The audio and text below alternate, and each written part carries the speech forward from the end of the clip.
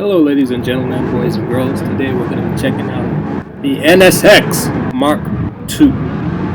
And the best way to check out a car is to put it up against its peers in a race. Today we have a 5-lap race at Suzuka against the ZL1 1LE, the Nismo GTR, the 911 GT3 RS, and the Aventador and the LaFerrari. So let's see how the NSX does. Now, as the race progresses, I'll give you a brief background on the NSX and my personal thoughts on the NSX and why I don't like the car. So, this is the NSX second generation. About 600 horsepower, closer to 570 horsepower, and twin turbo V6 with all-wheel drive from a hybrid system. Now, this car is too heavy for one. Weighs about 3,800 pounds, which is actually heavier than that ZL1 1LE it just went around the outside of. Even though the ZL1 1LE has 650 horsepower, but it's a 6-speed manual, so that is not going to keep up with the NSX in a straight line today. Up next is the Nismo GTR, also about 600 horsepower.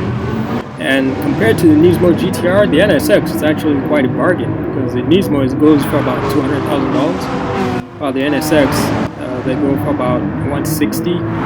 Most of them are about $170,000. And that's part of the problem with NSX. For $170,000, there are a lot of better cars out there. That ZL1 1LE is actually quicker than the NSX around the track, and more powerful, and yes, even lighter too. Down the inside, down the straight, I think the GTR is going to be quick on the straight. And yes, it is. It pulls away. And the reason why the NSX is so expensive is, well, one, all the technology that they crammed into it, and two, I think the gestation period for the development of the car was just so long and torturous. I think it took 10 years developing it. First was front engine rear-wheel drive, and then they went to mid-engine rear-wheel drive. So that definitely can't be cheap. And even the engines too, I think it was supposed to be a V10 at first, and then they switched to a twin-turbo V6. So yeah, when you don't have that kind of clarity and focus when you're developing a car, it kind of ends up being compromised. And that's exactly what this NSX is. The first generation NSX, yeah, that was clear cut. That was designed to embarrass Ferraris, and it worked. So this one, there's a lot of things going on with it. Now, from behind the wheel, you can actually feel that weight, even though it's very low to the ground and wide. You can definitely feel that weight because when you go around the corners too fast, that weight wants to overwhelm the tires, so the car is just ready to spin on you and at the moment's notice when you're going around corners. So it doesn't give a lot of confidence. And the engine doesn't sound all that great either. I mean, twin turbo V6s don't usually sound that good. This one just sounds like a vacuum cleaner, to be honest. So it doesn't sound good.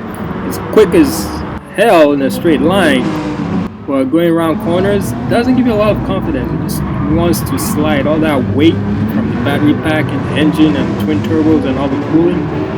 All that weight just wants to overwhelm the tires. So let's see how the race progresses here. Up next up the road is a Resto mod. Down the inside. Up next is the Aston Martin 177.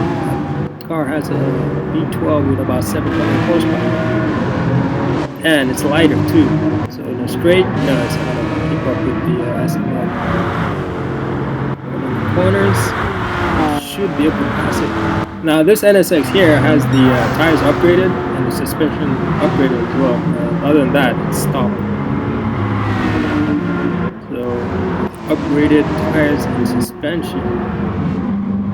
Still having a hard time driving around the inside or the outside of the 177.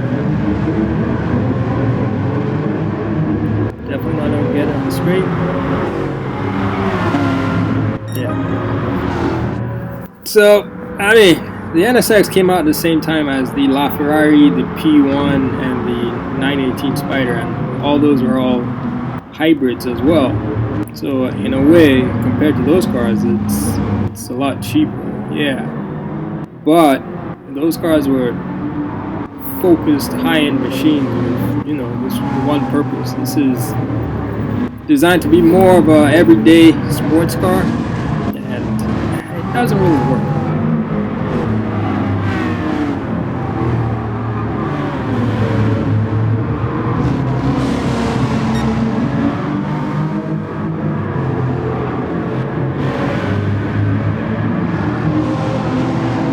Still can't find a way around the 177. 177 is a beautiful car. I think it's one of the best looking cars ever made.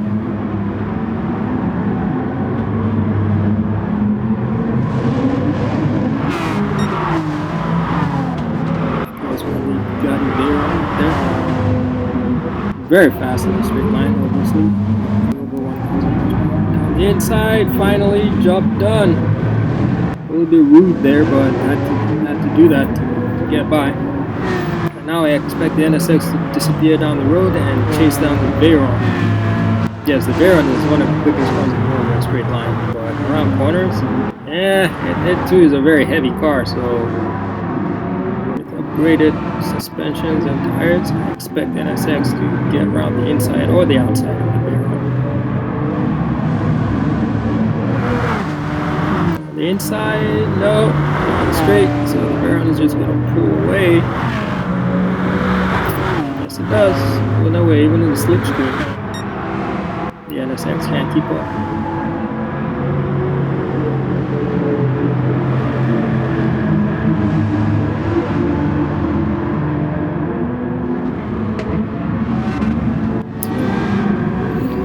In a 5-lap battle against its peers, we'll see where it finishes. But no, I'm not expecting it to win.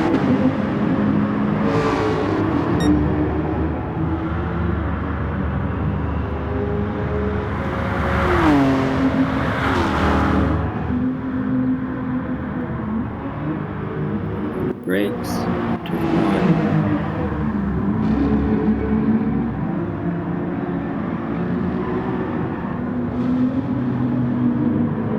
This is a cool looking car. I'm a little divided on the front of it. It looks a little predatorish.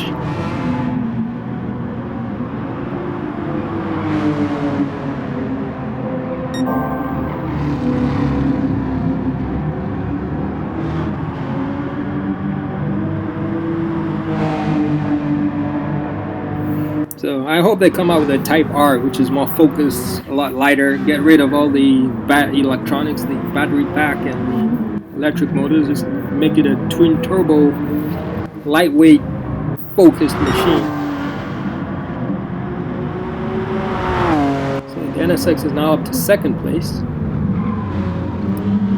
Of course, everybody else has pitted for either fuel or new tires, so I expect the NSX to come in this lap since it's running low on fuel.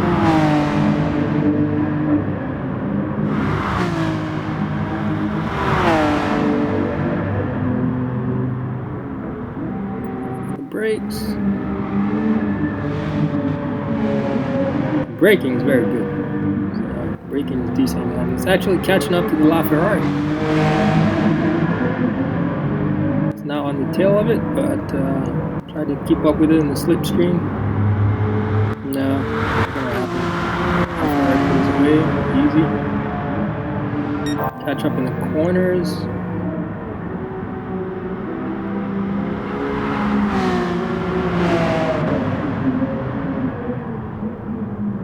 And follow the LaFerrari into the pits, I expect.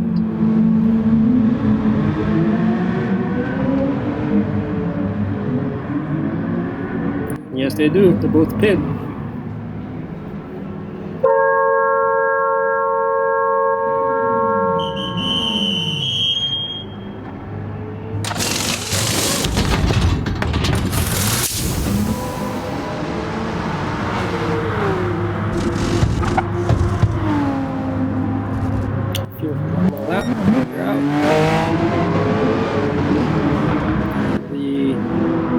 NSX has bolted on the racing super soft tires, so the softest, fastest tire possible. So it's currently in 5th position. Let's see if it can catch up to the Vulcan and the 911 GT3 RS.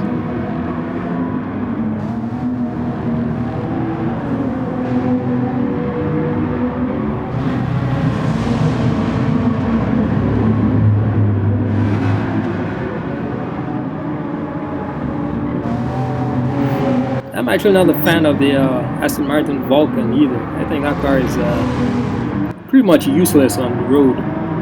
On track, it's kind of hard too, unless you are using like race compound tires. The car actually has very little grip. So unless you're using super warm race car compound tires, that's really when you can extract the most out of the Aston Martin Vulcan. But again, it's a car designed exclusively for the track. So with the super soft tires, the NSX makes quick work on that. Let's see if we can catch up to the Aventador. Aventador is also a heavy car, but that's a given. It's all-wheel drive and a V12, so all that adds weight.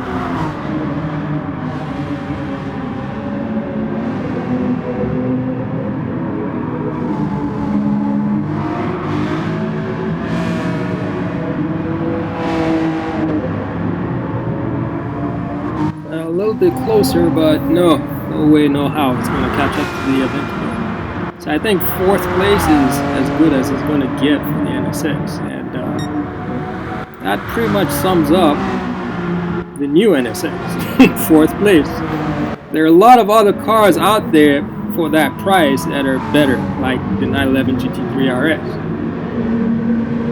and even the Camaro ZL1 1LE.